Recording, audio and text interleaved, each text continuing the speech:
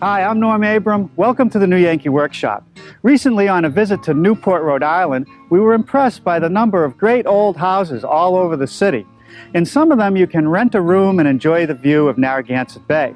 At one of them, we found a wraparound porch with chairs and rockers, wicker furniture, but the thing that caught our eye was a hanging porch swing suspended from some chains. It had the best view in the house.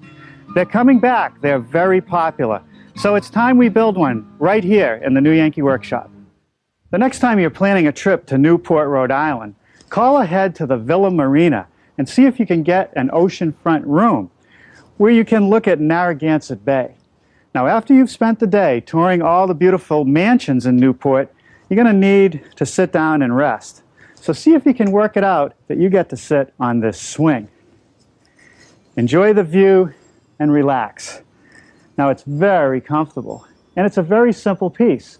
Basically a bench without legs hanging from a chain. I think we should build one in the New Yankee Workshop. The more I thought about that swing that we saw in Newport, the more I realized it was a one-of-a-kind piece. A large swing to hold a lot of people and a lot of weight.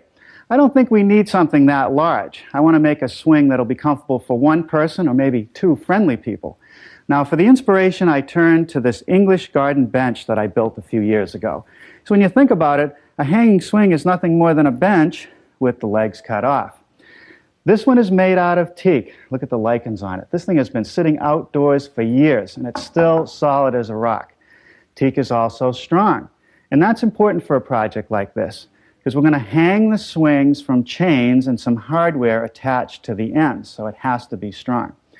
Now, teak can be a controversial wood if you don't know where it's coming from. We buy ours from a supplier that certifies that it comes from a managed forest, which means it's a renewable resource. I buy it rough, like this, and I smooth it by running it through my wide belt sander. You could run it through a surface planer, but that's tough on the knives. Or you could size it by rough cutting it at the table saw or the band saw and then sanding it smooth. Or you could buy it already sized from your supplier. I made a prototype of one of the ends of the bench so I could show you the various parts. This is the backrest piece, which sits at 7.5 degrees to the seat.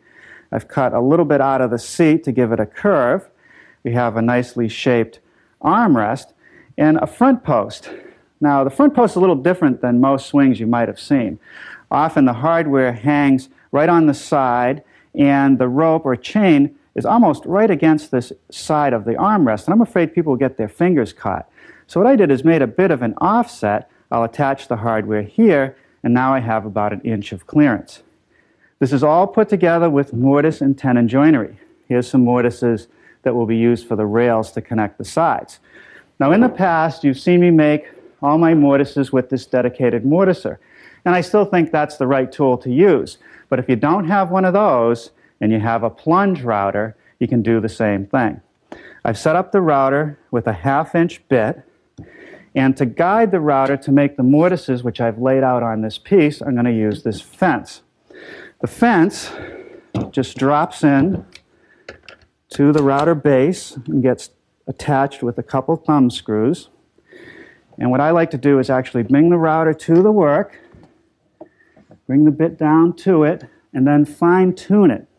So to fine-tune it, I have a knob on my fence which I can turn, which will either make the fence closer or further away, and I'll make a test cut. When it's perfectly centered, what I'll do is make a plunge at this edge of the mortise, then one at this edge of the mortise, remove the material in between by pulling the router towards me so the rotation of the bit will keep the fence tight against the side.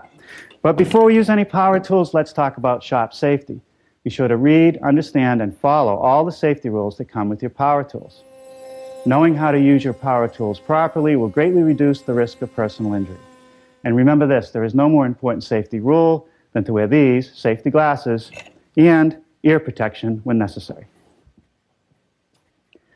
One of the things I like about these new routers is that they have dust collection, and that comes in real handy when you're plowing out mortises. You just plug my hose right into the router base, and I'm ready to go.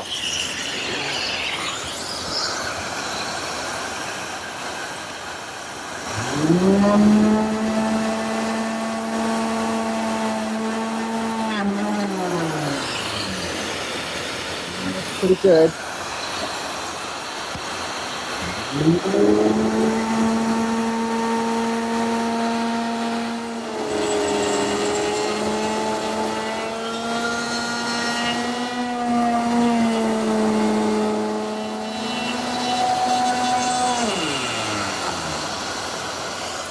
Okay, that's one.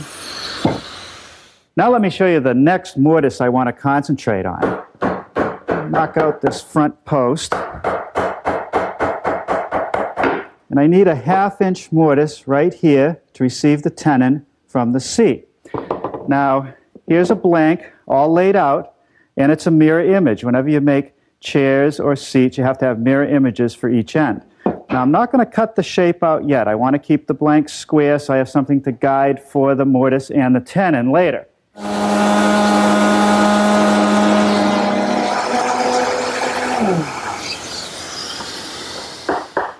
All right, now I'll knock out the armrest piece. So I need to make a 1/2 inch mortise to connect the front post.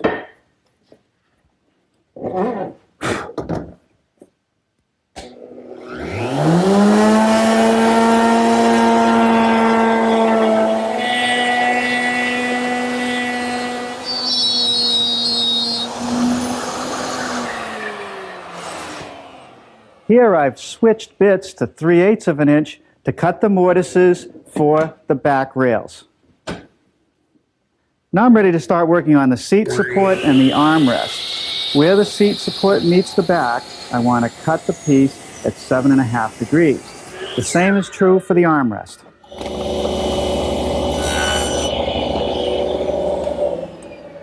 Well, now I'm beginning to form tenons on that seat support piece. I've made a shoulder cut all the way around the 4 edges of the square cut end. Now on the beveled end, because it's 7.5 degrees, I have to turn my miter gauge, and I just use my fence as the guide, to make one cut, and then I'll reverse it back to the other side to make the second shoulder cut. The bandsaw is a good tool to remove the material at the top and bottom of each tenon.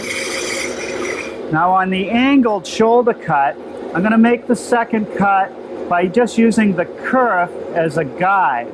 You just bring it in so it's flush, come in to complete the notch. Here's an indispensable tool for the workshop, and it's only about $100, and I think it's worth every penny of it.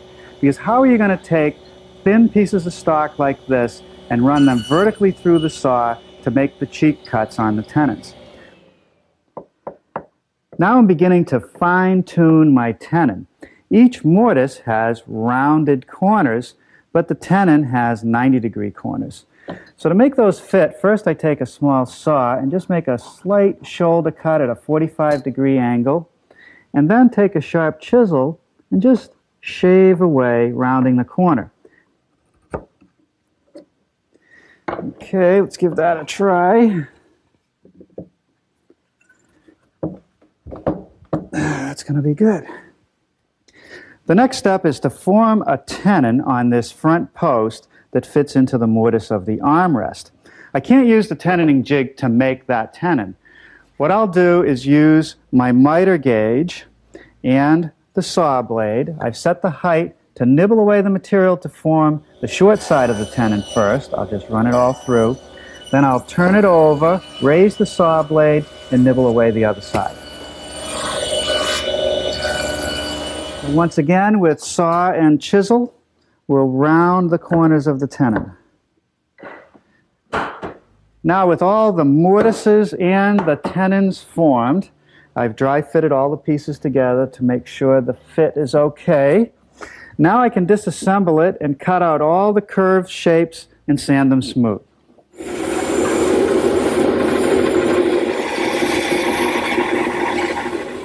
To smooth up the cuts left by the bandsaw, I'm going to use my oscillating spindle sander. We'll continue to refine the parts we made so far by rounding over the top edge of the armrest. To do that, I've installed a 1/2 inch radius round over bit in my router, and I've put an indicator mark on the armrest where the post is so that I don't go past it.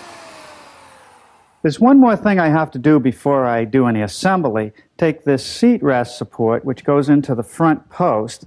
If you look down through the mortise for the front rail, you can see that the tenon sticks in there. I need to miter it at a 45-degree angle so it won't hit the rail tenon.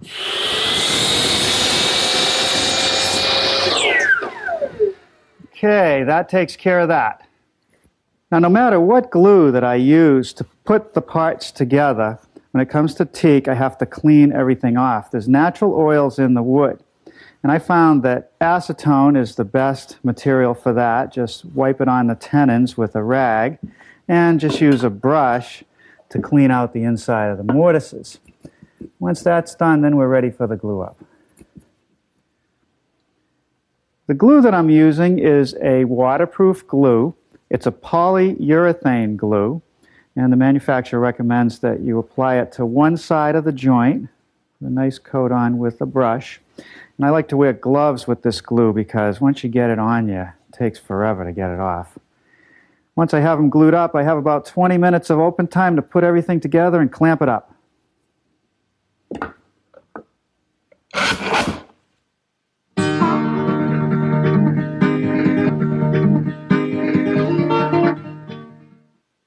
I've clamped the two rails for the backrest together and set them in the bench dogs of the vise. This narrow one is the lower rail, the wider one is the upper rail. The reason I clamped them together is twofold. One, to lay out these mortises.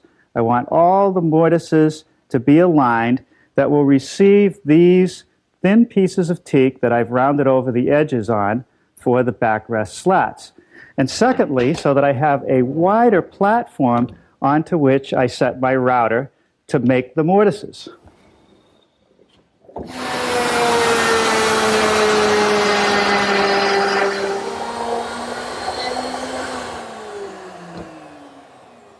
Okay, that's one. Let's see how it fits.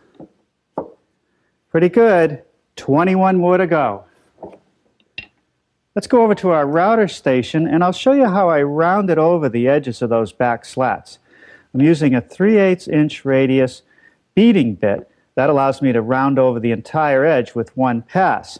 Now, whenever I do this kind of an operation, it's important to have a feather board because if the stock was slightly cupped, it would get ruined along the edge as I run it through the bit. I want it tight to the table.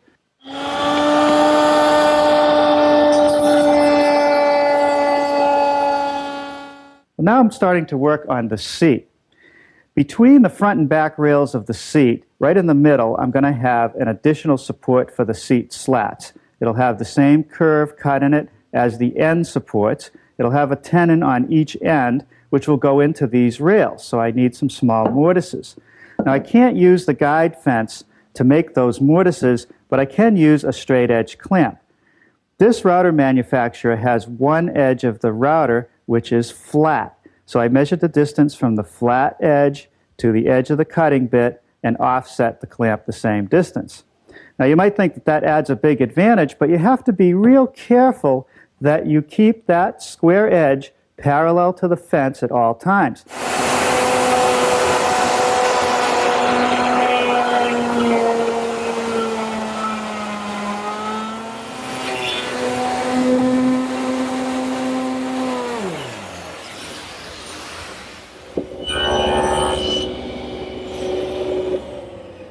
Now those are the first two cuts to form the tenons on the long rails. And I think before I leave tonight, I'll make all the tenons that I need on the rails using the same procedures you saw earlier. I'll also make the tenons on the end of this short center support, cut the shape, and sand it down.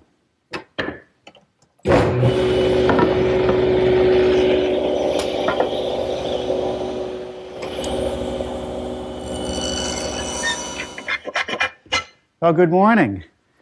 Our end panels for our hanging swing cured overnight. I've removed them from the clamps, and I wanted to show you what happens with this polyurethane glue. As it cures, it foams and it squeezes out of the joint. And I found that the easiest way to remove it is either to use a paint scraper or a chisel, just carefully pulling away the excess. And then when it's all gone, you just sand it smooth.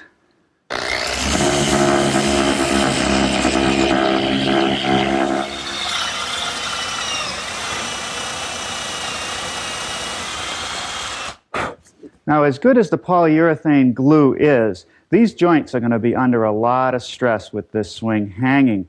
So I'm going to add a couple dowels to each joint, drilling a 3/8 inch hole through the tenon.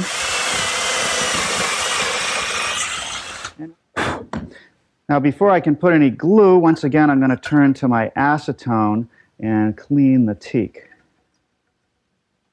All right, now the acetone has evaporated on the first holes that I drilled, so now I'm ready to glue in the dowel pin. I'm just using a yellow waterproof carpenter's glue for these. Spread a little bit on the dowel and put a touch in the hole. Drive it in.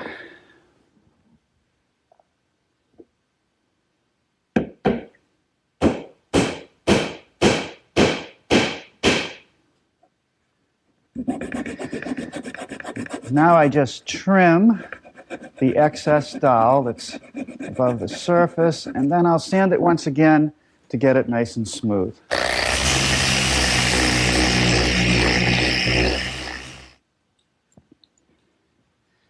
Here's the hardware that I'm going to suspend the swing from. There's going to be one in the backrest and one down here. It's called a bow eye. It's made out of stainless steel, and you can buy them at your marine supply store. I'm going to have to drill some counterbores to conceal the nuts.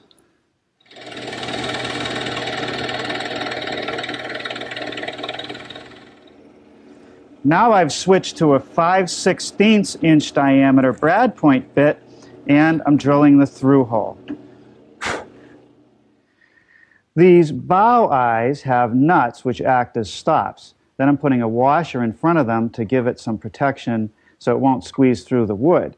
Just slip it into the holes, take a mallet, and tap it through.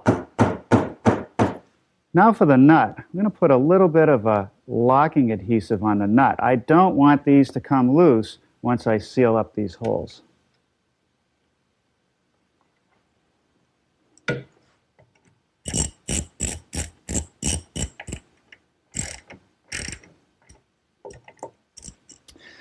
I'm going to make some teak plugs to cover those nuts.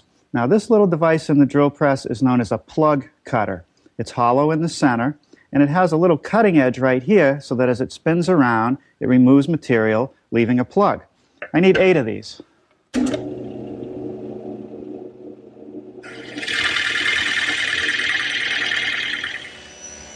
These are large plugs, and it would be difficult to pop them out with a screwdriver. So I'm going to run the piece through my saw, cutting them out.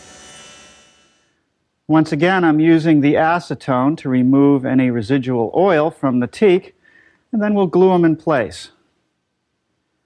When I put these in, I like to match up the direction of the grain. It's not going to match 100%, but it looks a lot better.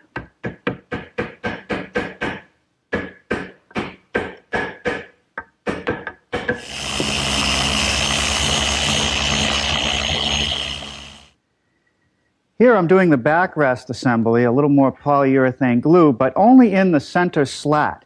The remaining slats just float dry.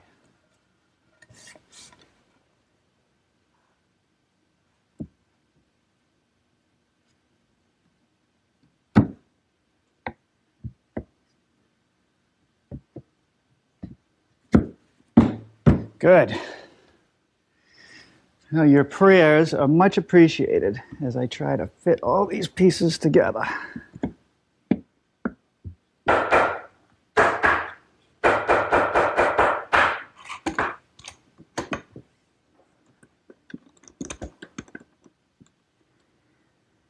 Here's the center seat support. That gets glue on the tenon and then slipped into the mortise.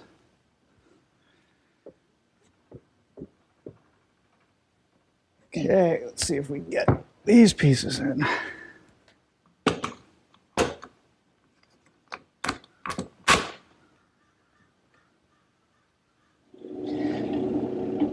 These are the holes and counterbores for the screws that I'm going to use to attach the slats to the support system.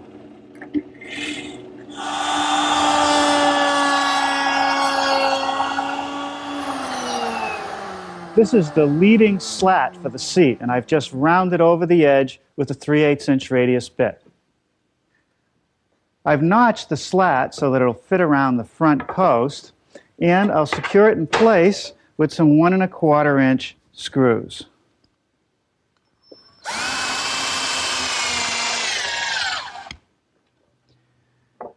The back slat goes right up against the post.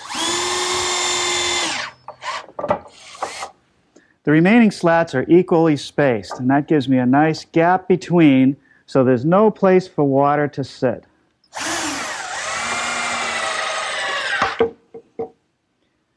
Once again, some teak plugs to fill the holes. And once this job is done, we're ready to hang this swing. Well, we're very fortunate that outside the workshop we have this pergola from which we can hang the swing. Every situation is going to be different, but let me show you what we did here. We made sure that we had a good, solid, structurally sound beam. Then we took some 1/2" heavy-duty eye bolts, drilled all the way through, put a washer on the top and a couple nuts. The chain is welded chain that we picked up at our Marine Hardware Center. It runs all the way from the eye bolt down to this back connection on the bench. Then there's another piece that comes up from the front and will form the support system for the bench. Now all the connections are made with these shackles. They have a pin that's removable. They're rated for 1,000 pounds each. You put it through the chain, then bring up the piece that I want to connect, send the pin back through, and then thread it in. Now there's a little hole in the pin, and you can use either a nail or a nail set, and you want to make sure that you tighten that down, and every once in a while I would check it to make sure it stays snug. So let's see how it feels. All right. Okay, now the bench actually tips back slightly to make it comfortable to swing on. Boy, that is nice. Go Daniel.